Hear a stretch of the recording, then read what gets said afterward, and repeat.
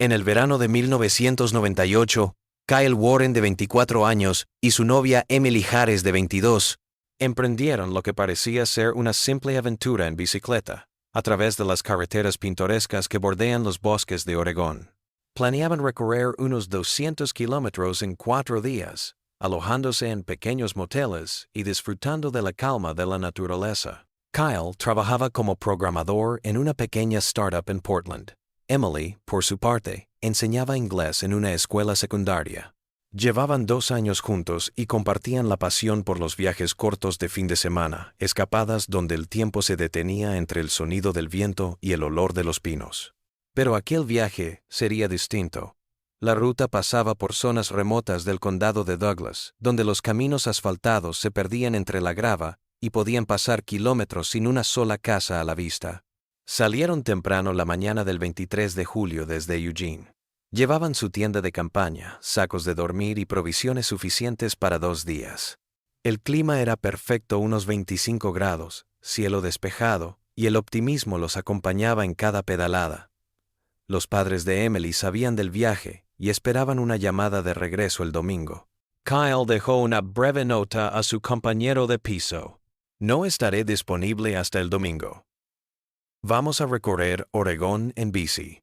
Era el comienzo de una travesía que parecía inofensiva, pero que pronto se convertiría en uno de los misterios más escalofriantes del noroeste de Estados Unidos. Kyle Warren no era un aventurero imprudente, ni un improvisado. A sus 24 años, trabajaba como programador en una pequeña startup tecnológica de Portland, una ciudad que por entonces empezaba a respirar innovación y juventud.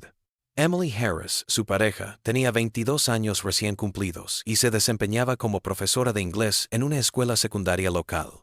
Se habían conocido en un festival de verano 2 años antes y desde entonces compartían una relación estable marcada por su gusto por los viajes sencillos y la vida al aire libre. Las escapadas en bicicleta eran casi una tradición para ellos. Cada pocas semanas, cargaban sus mochilas con lo indispensable: carpa, sacos de dormir, algo de comida enlatada, botellas de agua y mapas de papel, cuidadosamente doblados. Era su forma de desconectar del bullicio de la ciudad y sumergirse en el silencio de los caminos rurales, donde solo se escuchaban el canto de los pájaros y el roce de las ruedas contra la grava. La ruta que escogieron para aquel viaje no era turística ni transitada. Se extendía entre pequeños pueblos del condado de Douglas, en el suroeste de Oregón. Una carretera serpenteante bordeada por densos bosques de coníferas, viejas granjas dispersas y largos tramos desiertos, donde podían pasar horas sin cruzarse con otro ser humano. Era un entorno perfecto para quienes buscaban tranquilidad, pero también ideal para desaparecer sin dejar rastro. Emily había hablado entusiasmada de esta travesía con sus padres, quienes confiaban en su experiencia. No era la primera vez que realizaban recorridos similares. Ambos conocían cómo orientarse con mapas, acampar en terrenos rústicos y reaccionar ante imprevistos comunes como pinchazos o cambios bruscos de clima. Nada en su preparación sugería que se estaban adentrando en una trampa. El primer día avanzó sin contratiempos. Se detuvieron a descansar en un pequeño motel en las afueras de Roseburg, una parada planeada antes de continuar hacia el sur.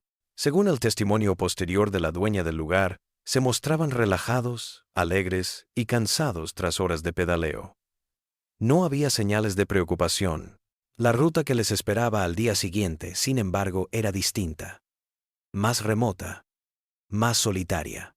A medida que se alejaban de las zonas habitadas, la cobertura telefónica desaparecía y la carretera se convertía en un delgado hilo gris entre los árboles. Aquella era la parte menos transitada de su itinerario, el tramo en el que la seguridad dependía únicamente de ellos mismos. Nadie lo sabía entonces, pero ese paisaje aparentemente pacífico se convertiría en escenario de una de las historias más macabras registradas en Oregón. Kyle y Emily pedaleaban hacia un destino que jamás figuró en su mapa. Un taller desvencijado al borde de la carretera, y un hombre que los esperaba sin ser visto. Allí, su viaje terminó. Allí, Comenzó un misterio que tardaría 13 años en salir a la luz. Cuando Emily y Kyle no regresaron el domingo, nadie entró en pánico de inmediato. Era común que las travesías en bicicleta se extendieran 1 o 2 días más si surgía algún imprevisto menor. Pero al caer la tarde del lunes, los padres de Emily comenzaron a inquietarse. No había llamadas, ni mensajes, ni señales de que hubieran regresado a Portland. Intentaron comunicarse varias veces, pero los teléfonos permanecían apagados. Fue entonces cuando notificaron a la policía local. La denuncia activó un protocolo de búsqueda inicial en las rutas marcadas por la pareja antes de partir. Los agentes rastrearon la zona entre Eugene y Glendale, revisando moteles, estaciones de servicio y los puntos de parada más comunes para ciclistas. Varios testigos recordaron haberlos visto la mañana del 24 de julio. 2 jóvenes pedaleando tranquilos, ella con una camiseta clara y él con casco negro. Después de ese momento, todo se desvanecía como si el bosque los hubiera tragado. Equipos de rescate voluntarios, guardabosques y perros rastreadores se sumaron a la operación. Se cubrieron kilómetros de senderos en busca de huellas, neumáticos, ropa o cualquier objeto que indicara el lugar donde pudieron desviarse. Helicópteros sobrevolaron las colinas boscosas durante 2 días consecutivos, pero las copas espesas de los pinos dificultaban la visibilidad. Los agentes encontraron solo algunos rastros aislados, marcas de neumáticos en un tramo de grava, una botella vacía y señales de que se habían detenido en la carretera principal. No había indicios de accidente, tampoco señales de lucha o robo. Era como si hubiesen desaparecido en un punto ciego, un espacio intermedio entre la civilización y el silencio absoluto del bosque. La policía se enfrentó a un problema adicional. En 1998, la tecnología de rastreo y comunicación era limitada. No había GPS personal ni registros digitales de ubicación. La cobertura de radio en las zonas montañosas era irregular, y los caminos secundarios apenas estaban señalizados. Cada metro debía revisarse a pie, cada curva debía inspeccionarse con paciencia. Mientras tanto, la historia empezó a captar la atención de los medios locales. La imagen de Kyle y Emily, sonrientes con sus bicicletas, apareció en periódicos y noticieros regionales. Vecinos y excursionistas ofrecieron su ayuda. Cientos de voluntarios participaron en patrullas a lo largo de las rutas rurales. Se revisaron cabañas abandonadas, pozos secos, barrancos y senderos ocultos. Ningún indicio sólido apareció. Los investigadores consideraron varias hipótesis. Un accidente en zona boscosa, un desvío equivocado que los dejó sin agua, incluso un posible ataque de un animal salvaje, pero nada encajaba del todo. Si hubiesen sufrido una caída, era lógico encontrar al menos las bicicletas o alguna prenda. Si se hubiesen perdido, probablemente se habría hallado un campamento improvisado. El vacío era absoluto. En los días siguientes, las búsquedas se extendieron más al sur, cubriendo incluso áreas alejadas de su itinerario original. No obstante, un pequeño taller mecánico junto a una carretera secundaria nunca fue inspeccionado a fondo. Su ubicación quedaba justo fuera del radio de búsqueda inicial, y en ese momento no había razón para sospechar de su existencia. Años después, se sabría que en ese mismo lugar descansaban en silencio las respuestas que nadie pudo encontrar entonces. A medida que pasaban las semanas, la esperanza comenzó a apagarse. Las patrullas disminuyeron, los medios dejaron de cubrir el caso a diario, y los nombres de Kyle y Emily se sumaron a la larga lista de desapariciones sin resolver en Oregón. Los familiares mantuvieron colgado un mapa con alfileres marcando cada zona recorrida, esperando una llamada que nunca llegó. Para la comunidad, fue como si la pareja se hubiera desvanecido en medio de la nada. Para sus padres, fue el comienzo de un duelo sin cuerpo ni explicación. Nadie podía imaginar que, a pocos kilómetros de los puntos revisados una y otra vez, bajo una vieja estructura de madera, un congelador industrial escondía la verdad, y que esa verdad permanecería congelada literalmente durante 13 años. 13 años pasaron sin respuestas, 13 inviernos, 13 veranos, y ningún rastro de Kyle Warren ni de Emily Harris. El caso, archivado como desaparición sin resolver, se había convertido en un eco distante en los registros policiales. Pero en junio de 2001, un giro inesperado rompió el silencio. El antiguo taller mecánico junto a la carretera, ese que nunca fue inspeccionado a fondo en 1998, volvió a aparecer en escena. Daniel Croft, un comerciante local, decidió comprar la propiedad abandonada. Su idea era transformar el cobertizo deteriorado en un pequeño almacén de repuestos. El terreno era barato, las construcciones viejas pero reparables. Nadie le advirtió que aquel lugar guardaba un secreto congelado en el tiempo. Durante las primeras semanas, Daniel se dedicó a limpiar el exterior, maleza alta, chatarra oxidada y trozos de maquinaria dispersa. El interior del cobertizo olía a madera húmeda y grasa vieja. En la esquina más alejada, oculta tras estanterías y lonas cubiertas de polvo, había una estructura blanca con una puerta metálica gruesa. Era un antiguo congelador industrial, de los que se usaban en carnicerías rurales décadas atrás. Greg Sutton, el anterior propietario, lo había dejado allí cuando vendió el terreno y desapareció sin dejar rastro. Daniel no pensó mucho en ello al principio, pero un día, impulsado por la curiosidad y la necesidad de revisar cada rincón, decidió abrir la cámara frigorífica. Encontró la llave dentro de una caja metálica, colgada en la pared. Al girarla, la cerradura se dio con un chasquido seco. Una corriente de aire helado escapó por la rendija, como si el tiempo mismo hubiese estado encerrado allí dentro. Apuntó con la linterna de su móvil hacia el interior. Lo primero que vio fueron dos bicicletas apoyadas contra la pared trasera, cubiertas por una capa de escarcha. Luego bajó la luz y se congeló en el lugar. En el suelo, rígidos, pálidos y perfectamente conservados por el frío, yacían dos cuerpos. Vestían ropa de ciclista de los años 80. Sus rostros parecían dormidos, los párpados cerrados, las mejillas aún tensas bajo el hielo. Daniel retrocedió instintivamente. Su respiración se volvió agitada. Dejó caer el teléfono y corrió afuera, incapaz de procesar lo que acababa de ver. Minutos después, temblando, tomó valor y llamó al 911. La patrulla más cercana tardó 20 minutos en llegar. Cuando los agentes ingresaron al cobertizo y apuntaron sus linternas al congelador, la escena quedó grabada en sus memorias para siempre. El interior de la cámara estaba a negativo 28 grados Celsius. Los cuerpos estaban intactos, sin signos visibles de violencia externa. A simple vista, todo parecía detenido en una especie de cápsula de hielo. Pero lo que realmente estremeció a los forenses fue una inscripción grabada en la pared metálica interior. El mecánico Greg Sutton se ofreció a arreglar la rueda gratis. Le dio café con somníferos. Las letras estaban talladas torpemente, como hechas con un objeto pequeño y duro. Probablemente una llave. Era un mensaje de auxilio. La última huella de Kyle y Emily antes de morir. La noticia se propagó como un incendio. Medios locales y nacionales cubrieron el hallazgo, mientras la policía reabría el caso con prioridad máxima.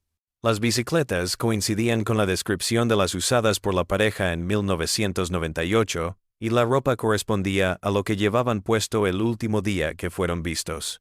La identificación oficial no tardó en llegar. Los cuerpos eran, sin duda, los de Kyle Warren y Emily Harris.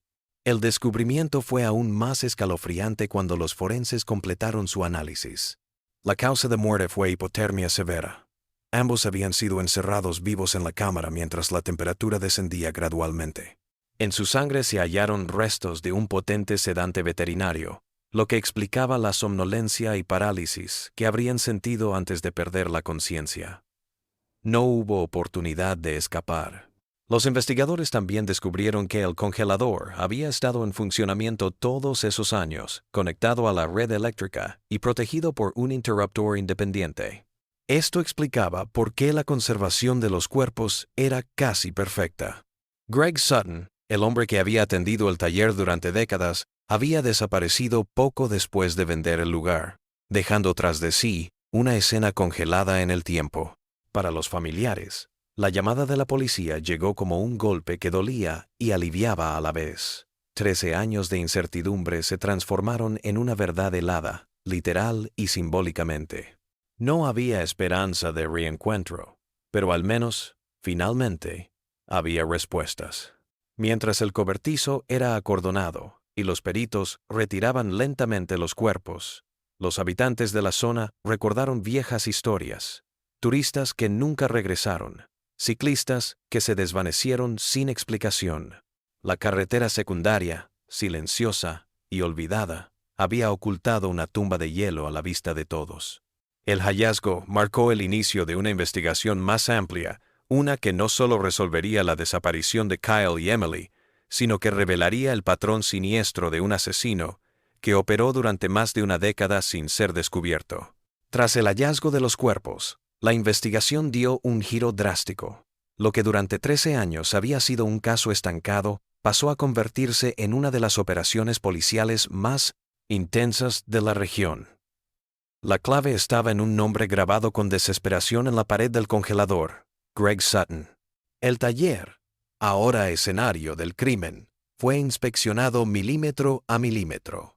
Los técnicos forenses identificaron detalles que habían pasado inadvertidos durante más de una década: restos de sedantes en el suelo, huellas parciales en herramientas oxidadas, marcas en la puerta metálica y rastros de actividad eléctrica continua. Todo apuntaba a una misma conclusión: el congelador había estado activo todo ese tiempo, manteniendo congelada no solo la carne de animales, sino los cuerpos de sus víctimas.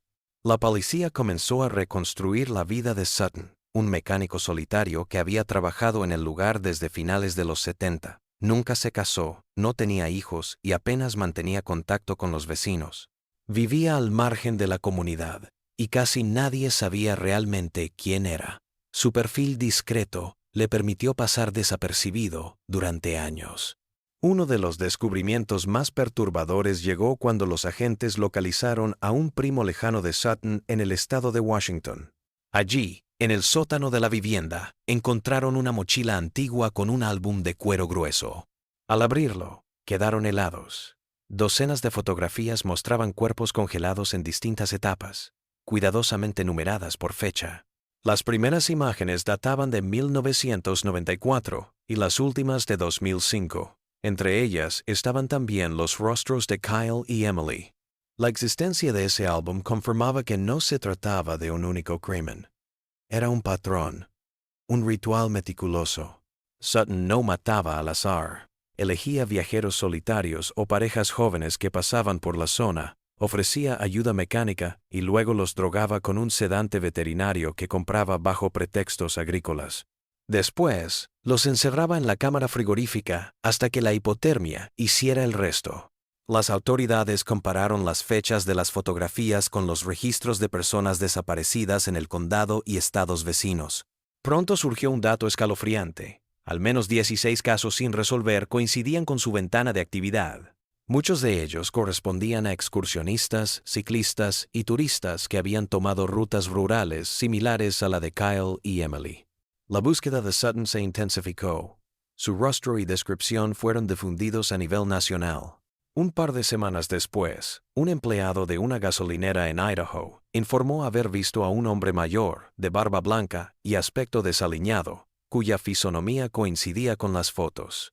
Las cámaras de seguridad confirmaron la pista. Días después, Greg Sutton fue arrestado durante un control de carretera en la entrada de Montana. Durante los interrogatorios, Sutton no opuso resistencia. Se limitó a observar en silencio, mientras los investigadores desplegaban sobre la mesa las fotografías encontradas en su mochila. No negó nada. Cuando le preguntaron por qué lo había hecho, solo dijo que al principio fue por impulso, y luego se convirtió en algo que no sabía detener. Explicó con frialdad cómo elegía a las víctimas, cómo preparaba el café con somníferos y cómo observaba sus cuerpos congelarse lentamente detrás de la puerta metálica. Para él, era un proceso controlado, un experimento personal que repetía una y otra vez. No sentía culpa, ni remordimiento, ni miedo a ser descubierto. El taller, apartado de las rutas principales, era su escondite perfecto. Los investigadores concluyeron que Sutton había aprovechado durante años la soledad de esa carretera secundaria y la confianza de viajeros que no imaginaban estar ante un depredador. Lo que comenzó como la desaparición inexplicable de dos ciclistas se transformó en la exposición de uno de los asesinos en serie más macabros que haya operado en Oregon. El caso de Kyle y Emily no solo cerró un capítulo de incertidumbre para sus familias, sino que también destapó una cadena de horrores congelados en silencio durante más de una década. El juicio contra Greg Sutton se desarrolló con rapidez. La abrumadora cantidad de pruebas, el congelador, las fotografías, la confesión y las coincidencias con múltiples casos sin resolver, no dejaba espacio para dudas. Los fiscales presentaron 12 cargos confirmados de asesinato en primer grado, mientras seguían investigando otras víctimas aún no identificadas. Sutton no contrató abogado. Se declaró culpable con una frialdad que heló la sala.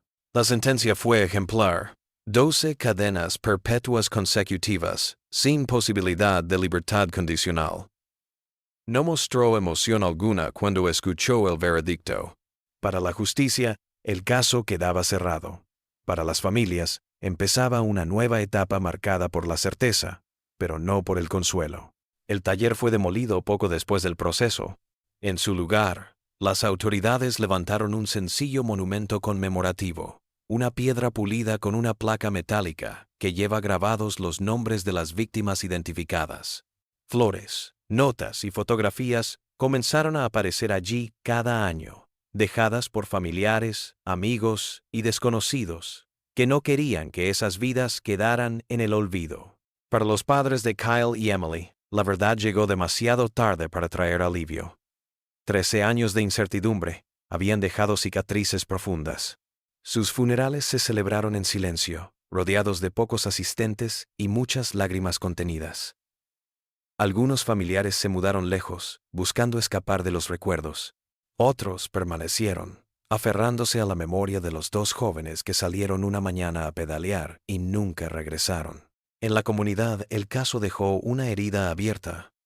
Muchos habitantes que alguna vez pasaron frente a aquel taller comenzaron a ver con otros ojos los paisajes tranquilos de la región. La FICO, Historia de Sutton, se convirtió en advertencia. La calma aparente de un camino rural puede esconder oscuridad. Con el paso de los años, el sitio dejó de ser simplemente un punto en el mapa.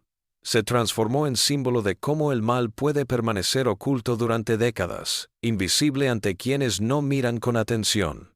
Greg Sutton murió en prisión 8 años después, sin dejar testamento ni familiares directos. Lo enterraron en el cementerio penitenciario bajo una tumba sin nombre. Pero su historia, y sobre todo la de quienes fueron víctimas, quedó grabada en la memoria colectiva. La carretera que un día vio pasar a Kyle y Emily sigue allí, envuelta en silencio. Ya no es solo un sendero entre bosques, es un recordatorio inquietante de que incluso en los lugares más tranquilos pueden habitar sombras que tardan años en salir a la luz. Si esta historia te estremeció, suscríbete a Last Seen para no perderte ningún caso real de desapariciones misteriosas. Deja tu opinión abajo. ¿Habrías confiado en un desconocido en medio de un camino solitario? Like, comenta, comparte para que más personas conozcan esta historia.